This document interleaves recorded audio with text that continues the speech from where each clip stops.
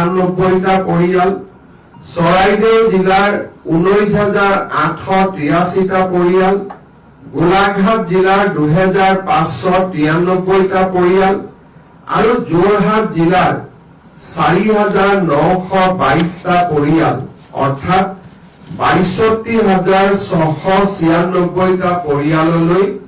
আমি খন্তেক সময় আগতে 15,000 টকাকৈ বেংক ট্ৰান্সফাৰ কৰিবলৈ সক্ষম হৈছো। কিন্তু জিলা আয়ুক্তসকলে আমাক জনোৱা মতে এই পৰিয়ালসমূহৰ সংখ্যা 75,000লৈ বৃদ্ধি হ'ব। আজি আমি আৰু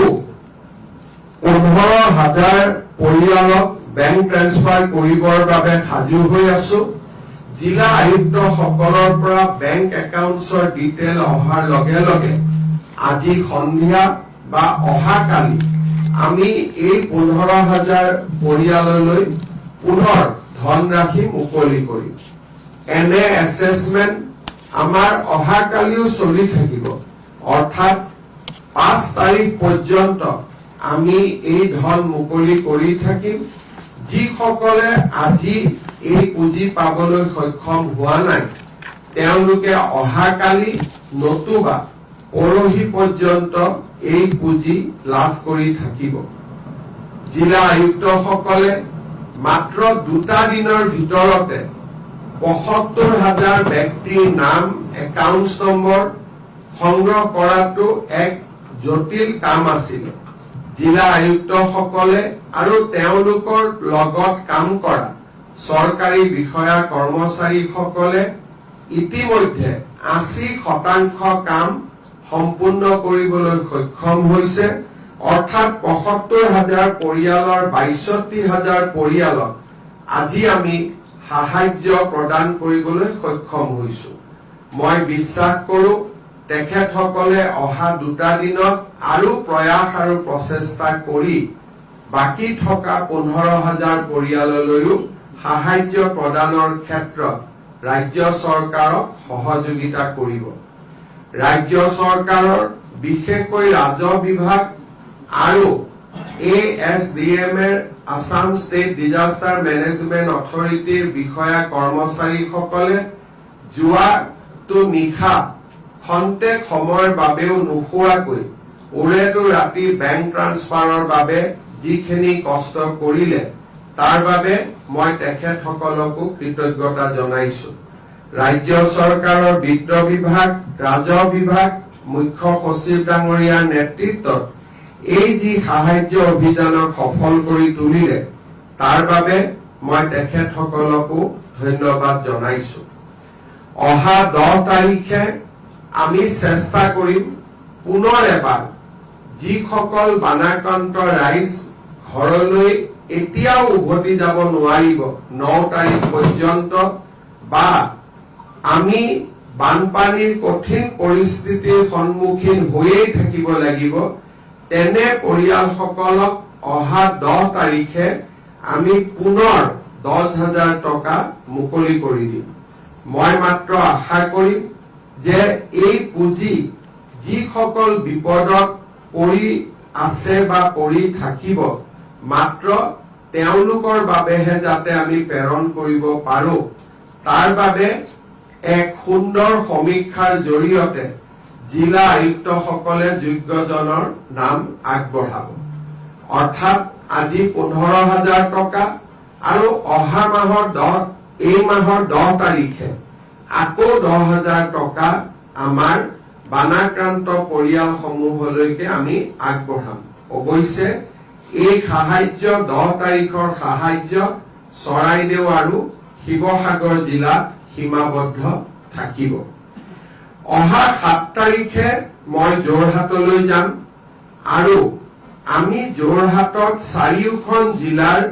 বিষয়া কৰ্মচাৰীসকলক প্ৰশিক্ষণ দিম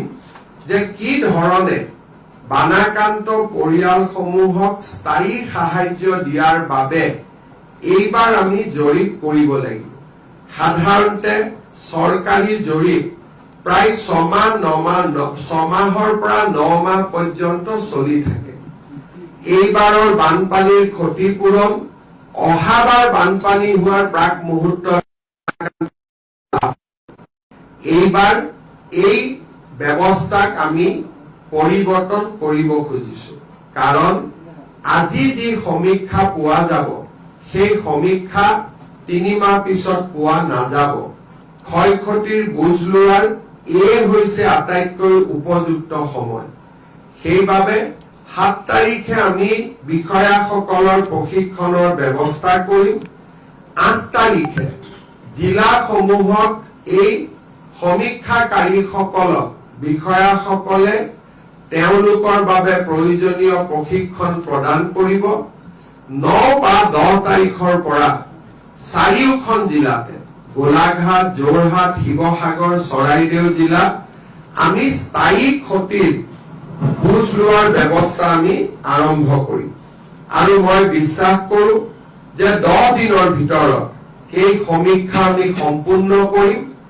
আগষ্ট মাহৰ ভিতৰতে স্থায়ী ক্ষতিৰ পুঁজি